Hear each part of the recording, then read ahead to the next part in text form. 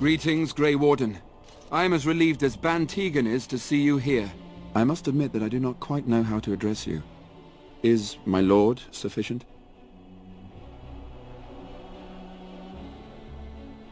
Grey Warden it is then, and thank you kindly. I am Sir Perth, until recently in direct service of Arl Eamon of Redcliffe. For now my charge is defending the village from these evil assaults. Would that I had chosen not to seek out the urn of sacred ashes. Perhaps I would have fended off whatever evil befell the castle, or perhaps I would be dead. Ah well, with the Grey Warden aiding our defense, perhaps all is not lost. No one told me of this.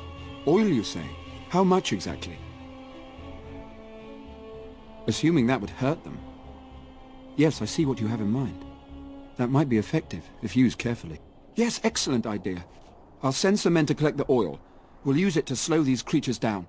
Have you anything else to ask me in the meantime? We have sufficient armor and weapons, but my knights are too few to stand against the monsters without assistance. Perhaps you could approach Mother Hannah in the Chantry for some holy protection against these evil creatures. Otherwise, I do not know what else you could provide beyond your own talents. We're as prepared for the onslaught as we could possibly be, all things considered. That gladdens my heart to hear it. No, nothing comes to mind. If you have not spoken to the Mayor, Murdoch, you should. His militia is far more in need of aid than we are.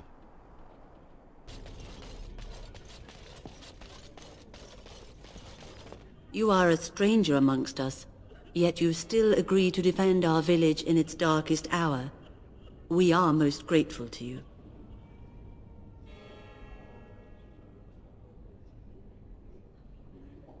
Which doesn't include protecting innocents. Regardless, I am grateful the Maker brought you to us. Allow me to introduce myself. I am revered Mother Hannah, head of this chantry, which for the moment is a place of refuge for these poor villagers. How awful this must be for you all. Is this everyone who's left? All those who cannot defend themselves, yes. They are terrified of tonight's attack, and I fear these walls will not keep them safe. What can I do to help with your task?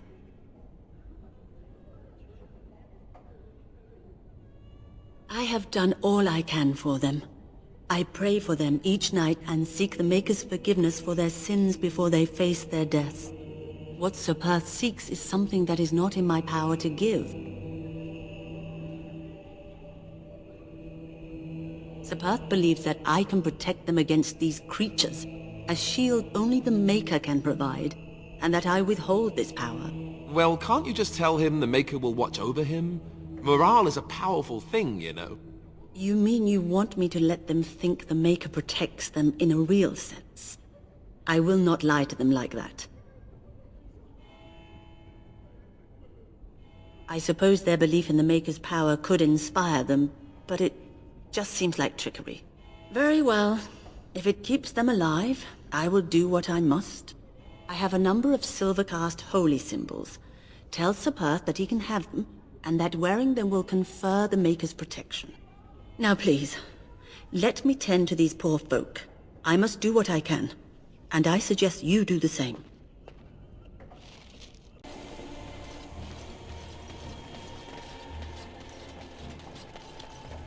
The Knights of Redcliffe are ready to fight at your disposal.